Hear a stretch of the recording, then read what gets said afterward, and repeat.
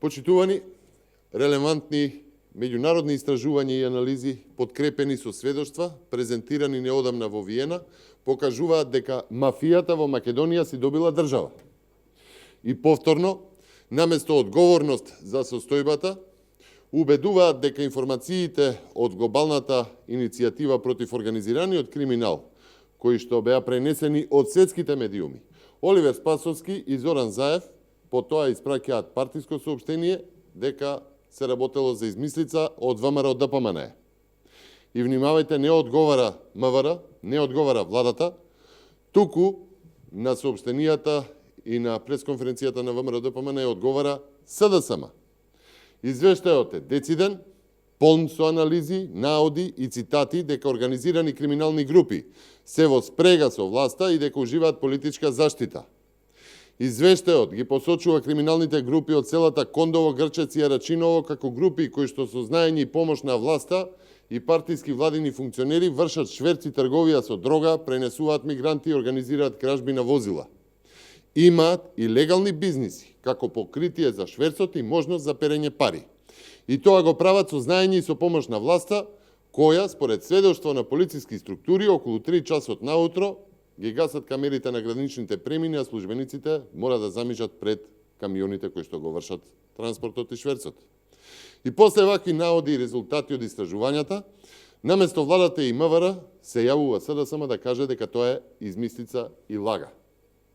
Почитувани, СДСМ е фатена на дело како тргува на наркопазарот и за тоа на пратеник му беше наредено да поднесе оставка. Наместо да се побара расветлување на случајот, власта ја впрегна машинеријата да го прикаже пратеникот како светец. Почитувани, нема ден СДСМ и власта да не се уловени во нов криминал, нов обид за криминогенно однесување, нова манипулација и тоа на највисоко ниво, а за тоа да нема одговорност. Сега и меѓународни документи покажуваат дека власта шурува со криминалните структури и дека ги држат полицијата и обвинителството во пупка, за да се овозможи политичка заштита на криминалот.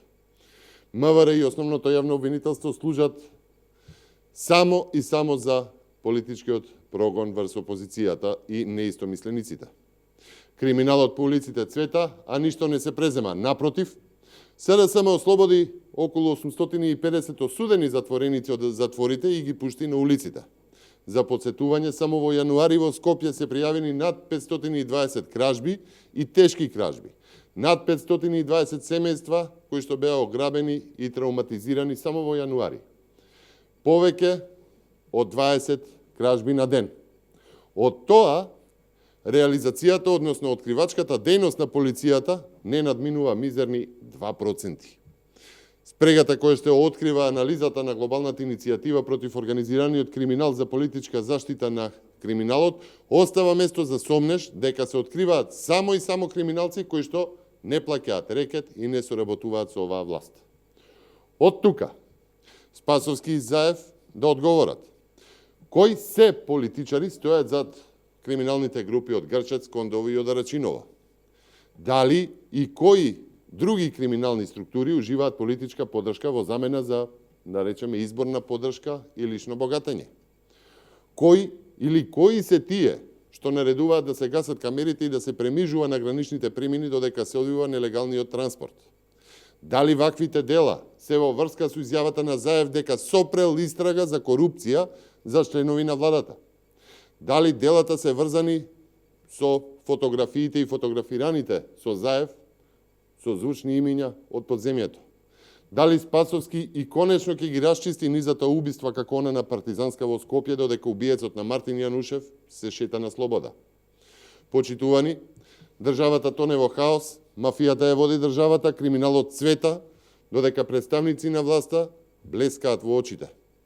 Зоран Заев и Оливер Спасовски ја претворија Македонија во ветена земја за криминалот и за мафијата, а анализи покажуваат спрега на власта со мафијата, давајки политичка поддршка.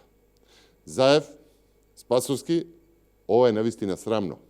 Заминете си, граѓаните на Република Македонија не заслужуваат криминогена власт. Ви благодарам.